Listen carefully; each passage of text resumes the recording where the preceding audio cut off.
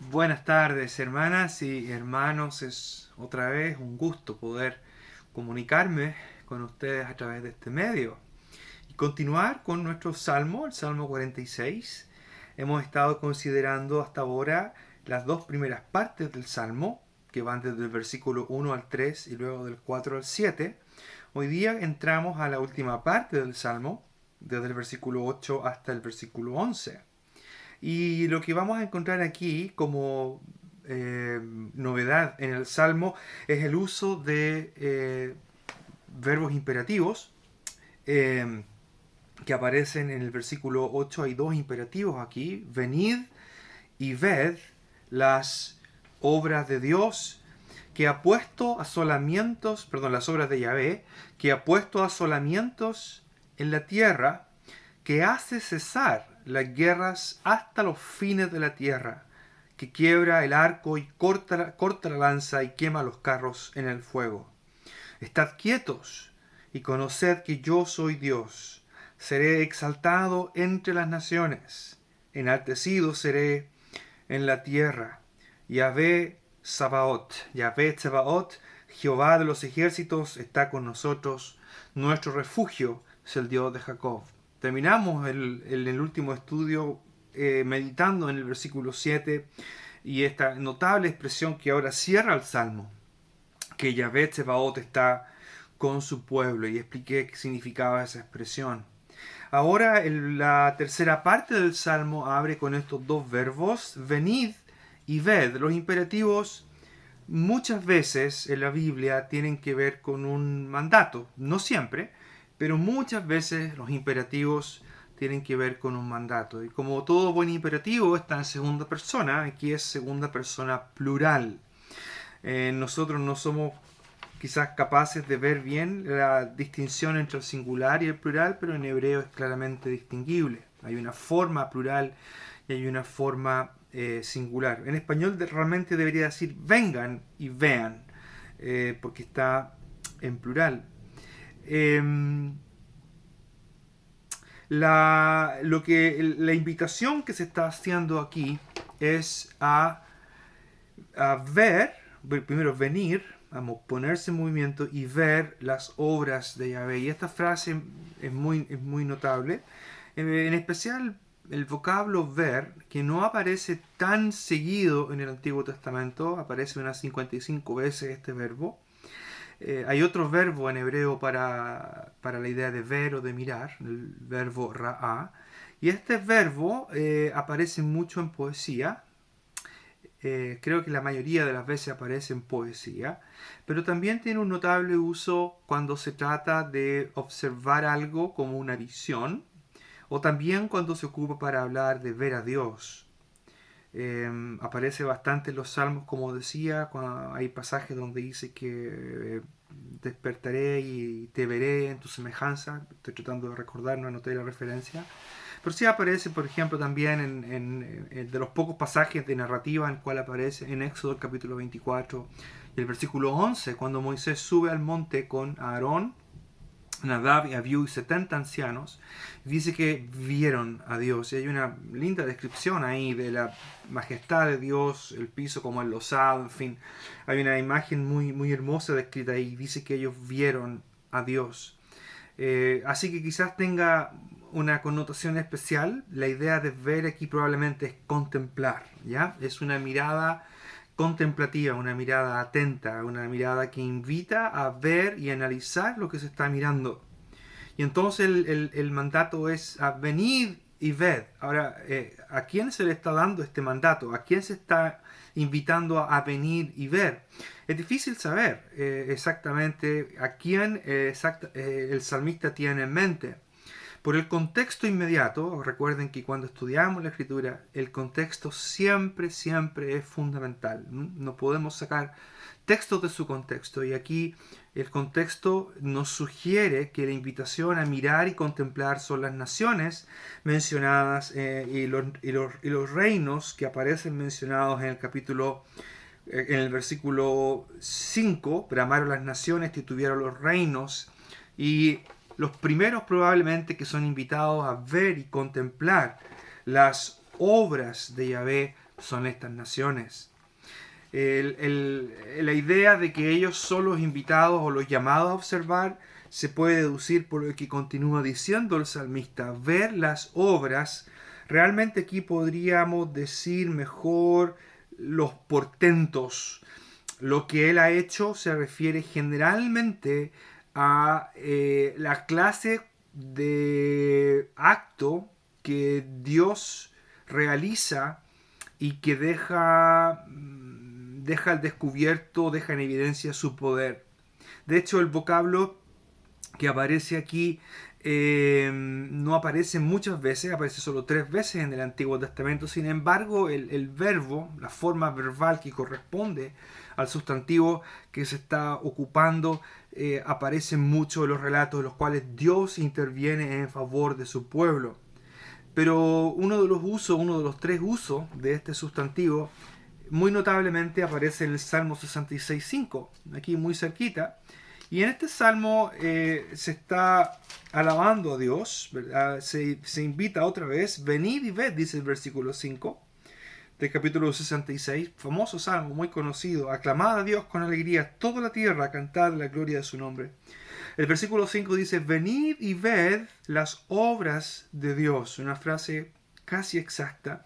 Temible en hechos sobre los hijos de los hombres, volvió el mar en seco, por el río pasaron a pie, allí en él nos alegramos. Y el Salmo 66 tiene en mente el evento que mencionábamos el otro día, ¿verdad? El cruce del Mar Rojo y quizás también el cruce del Jordán al mencionar el río. Lo notable de todo esto es que este vocablo, 2 de las 3 veces, está en el contexto de Dios obrando en favor de Israel, su poder, su capacidad de hacer estos portentos. El otro día mencionábamos que la expresión de que Dios ayuda a la ciudad al amanecer, ¿verdad? Esa frase, Lifnot Boker, aparece solo en Éxodo, en el relato del cruce del Mar Rojo. Por tanto, el vocablo que el salmista ocupa de venir y ver los portentos de Yahvé probablemente tiene que ver con lo que él ha hecho en la historia de Israel y en favor de Israel. Eso se confirma con la segunda frase, la segunda línea del poema, dice las obras de Yahvé, las cuales él ha puesto como asolamiento, como desolamientos en la tierra.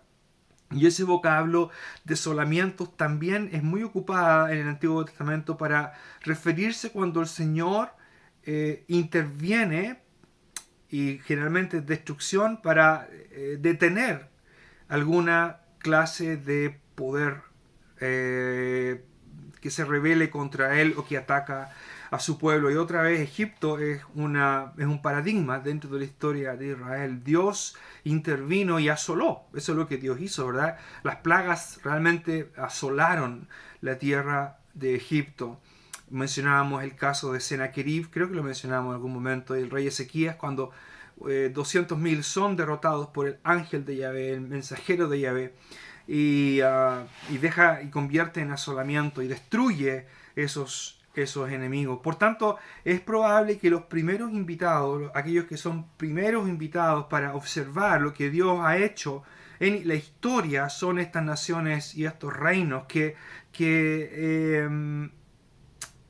ingenuamente piensan que pueden atacar y derrotar a la ciudad de Dios, como ya hemos visto antes. Pero el mandato de venir y ver creo que también se extiende al pueblo de Dios para ver lo que Dios ha hecho en el pasado. Y una de las cosas que nos hace bien, hermanas y hermanos, es detenernos y mirar los portentos que Dios ha hecho. Todo lo que ha hecho por nosotros, todo lo que ha hecho en favor de su pueblo, todo lo que ha hecho en la historia. Y en especial, y como acto portentoso que es paradigmático, el evento, el más extraordinario de todos es la cruz.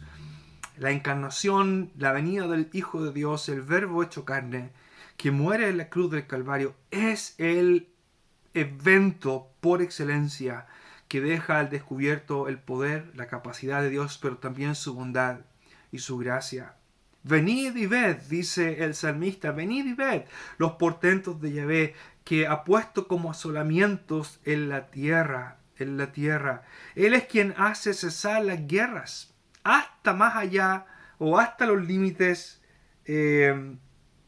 hasta los fines, los límites finales de la tierra, que quiebra el arco y que quema los carros en el fuego.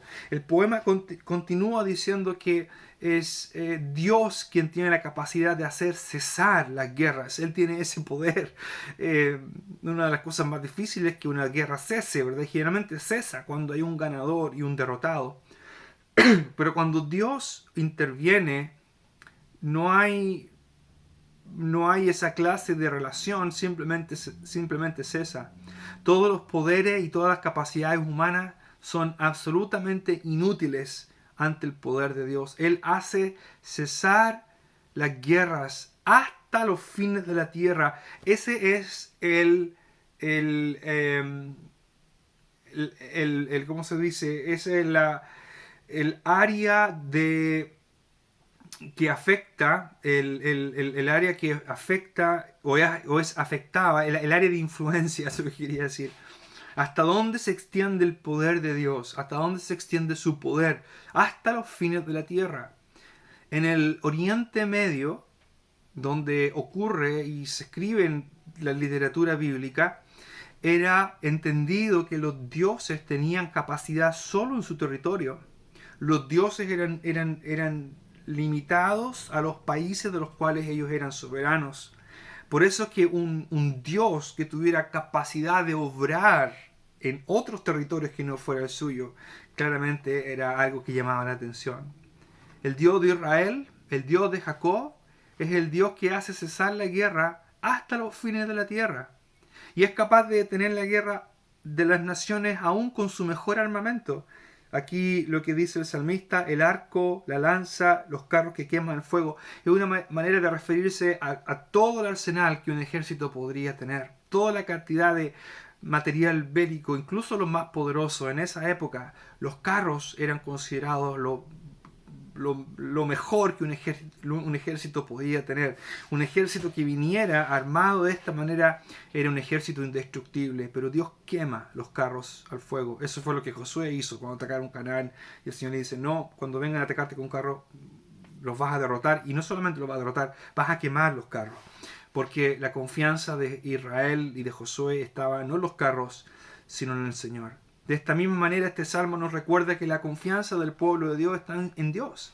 Está en Yahvé Tsebaot, el Dios, el Señor de los ejércitos celestiales, el Dios todopoderoso, el Kyrios Pantocrator, aquel que es todopoderoso y capaz de hacer todo lo que sea necesario para que sus planes se cumplan y su pueblo sea librado cuando sea necesario. Mañana veremos el versículo 10, estad quietos y conoced que yo soy Dios. Pero hermanos, esta es una maravillosa descripción del irresistible, incontrarrestable poder de Dios. El Señor les guarde y les bendiga. Un abrazo.